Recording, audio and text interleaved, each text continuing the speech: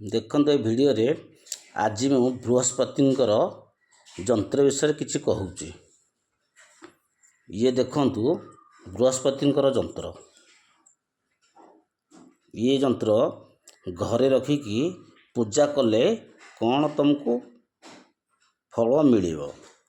ଇଏ ବୃହସ୍ପତି ଯନ୍ତ୍ର ଘରେ ରଖି ପୂଜା କଲେ ୟାର କୁଟୁମ୍ବରେ ଶାନ୍ତି ପାଇବେ।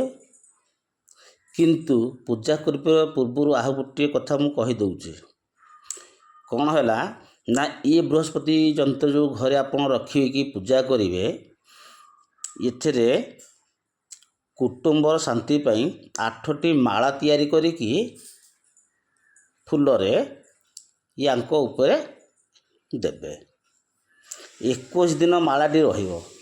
ତାପରେ ଏ ମାଳାକୁ ନେଇ ତମେ ପୋଖରୀ କିମ୍ବା ନଦୀରେ ମାଳା ପକାଇଦେବେ। ଇଏ ହେଲା ବୃହସ୍ପତିଙ୍କର ଘରେ ପୂଜା କଲେ ଉପକାର ଏଇଆ। ବର୍ତ୍ତମାନ ଦେଖନ୍ତୁ ବୃହସ୍ପତିଙ୍କର ଇଏ ହେଲା ତାବିଜ, ଯେଉଁ ଆପଣ ହାତରେ ଲଗାଇ ପାରିବେ। ଇଏ ଆପଣଙ୍କର ସନ୍ତାନ ସୁଖ ପାଇଁ 6ଟି ମାଳା ତିଆରି କରିବେ। 18 ଦିନ ମାଳା ପୂଜା କରିବେ। ସେ ମାଳାକୁ ନେଇକି ପୋଖରୀରେ ପକାଇବେ। କିନ୍ତୁ ୟାର ମୋର ଆଉ ଗୋଟେ ମୁଁ ଦେଖାଉଛି ଆପଣଙ୍କୁ। ବର୍ତ୍ତମାନ ଦେଖନ୍ତୁ, ଇଏ ବେକରେ ଗଳାରେ ଧାରଣ କରିପାରିବେ ବୃହସ୍ପତିଙ୍କର ଯନ୍ତ୍ର। ଇଏ ବୃହସ୍ପତି ଯନ୍ତ୍ର ବ୍ୟବସାୟରେ ଚାକିରିରେ ଉନ୍ନତି ହେବା ପାଇଁ 4ଟି ମାଳା ତିଆରି କରି 90 ଦିନ ପର୍ଯ୍ୟନ୍ତ ଓମ୍ ବୃହସ୍ପତି ନାମ ଜପ କରି ପୂଜା କରିବେ। 90 ଦିନ ପରେ ମାଳାକୁ କାଢ଼ି ନେଇ ପାଣିରେ ପକାଇବେ। ଆପଣଙ୍କର ବ୍ୟବସାୟ ଚାକିରି ଉନ୍ନତି ଲାଭ ମିଳିବ। ଇଏ ଦେଖନ୍ତୁ ଆଉ ଗୋଟେ ମୁଁ ବୃହସ୍ପତି ଯନ୍ତ୍ର ଆପଣଙ୍କୁ ଦେଖାଉଛି। ସଙ୍କଟରେ ଆପଣ ଯଦିକା ସମୟ ବିତାଉଥିବେ, ଏ ବୃହସ୍ପତି ଯନ୍ତ୍ର ଘରେ ରଖି 2ଟି ମାଳା 24 ଦିନ ପର୍ଯ୍ୟନ୍ତ ପୂଜା କଲେ ଇଏ ସଙ୍କଟ ସମୟଟା ଦୂର ହେଇଯିବ, ଆପଣଙ୍କୁ ଭଲ ହେଇଯିବ।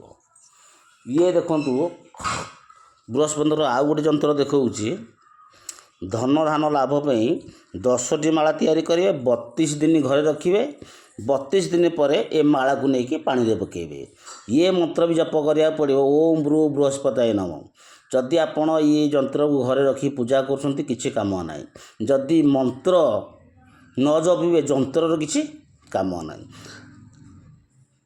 ଇଏ ଯନ୍ତ୍ର ହେଲା ଏଇଆ। ବର୍ତ୍ତମାନ ଏଇ ବୃହସ୍ପତିଙ୍କର ଆଉ ଗୋଟେ ଯନ୍ତ୍ର ଦେଖାଉଛି ଆପଣଙ୍କୁ।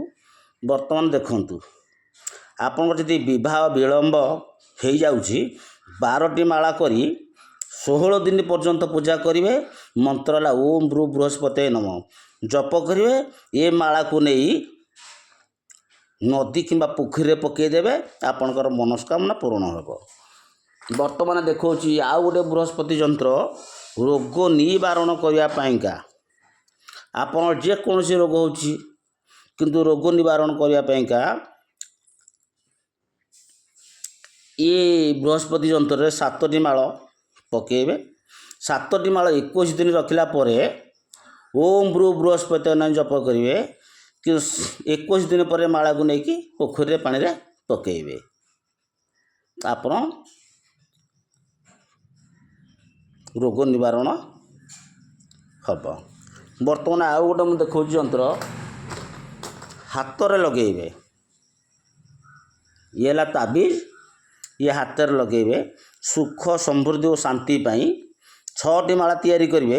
12 ଦିନ ପର୍ଯ୍ୟନ୍ତ ରଖିବେ। 12 ଦିନ ପୂରଣ ହେଲେ ଆକୁ ନେଇ ପୋଖରୀ ପାଣିରେ ପକାଇବେ। କିନ୍ତୁ ଇଏ ଯନ୍ତ୍ର ଖାଲି ଲଗାଇଦେଲେ ହେବନି।